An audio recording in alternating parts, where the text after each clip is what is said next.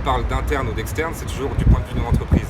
Donc ce qui lui est externe, c'est ce qui lui est généralement imposé par des autorités publiques. Donc par exemple la taxe carbone en France, c'est un prix externe à une entreprise. Les marchés de quotas au niveau de l'Union européenne sont aussi des prix externes. Alors évidemment, il y a des liens entre les prix externes et internes aux entreprises, mais spécifiquement, je m'intéresse quand même aux prix internes. Ce sont les fonds carbone, donc qui permettent de faire de la compensation, et les prix directeurs qui permettent d'ajouter un critère carbone dans les décisions d'investissement.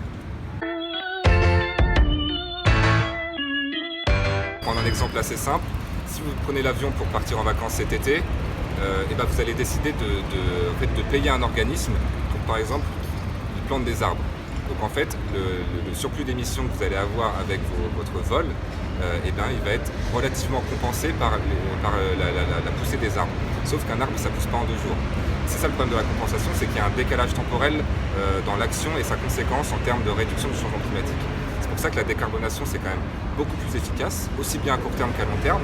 Et donc ça passe par l'efficacité énergétique, mais aussi de l'investissement bas carbone, aussi bien sur les process que les produits. Voilà, donc là, très clairement, c'est décarbonation. De gros mots, donc là je pose mon joker, parce qu'en fait le but de la thèse c'est de réunir ces 2 concepts. La performativité, c'est réfléchir de manière assez abstraite à la manière dont se structure, s'agence le réel. La gouvernementalité, c'est un concept qui permet d'étudier comment les hommes et les choses sont gouvernés.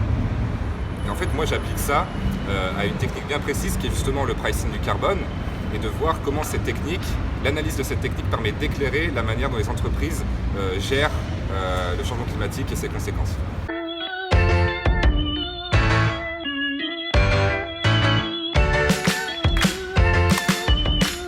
Sans rentrer dans les détails théoriques, de manière très concrète, en fait, j'essaye de revisiter l'histoire des marchés du carbone à l'aune des pratiques de pricing du carbone internes aux entreprises.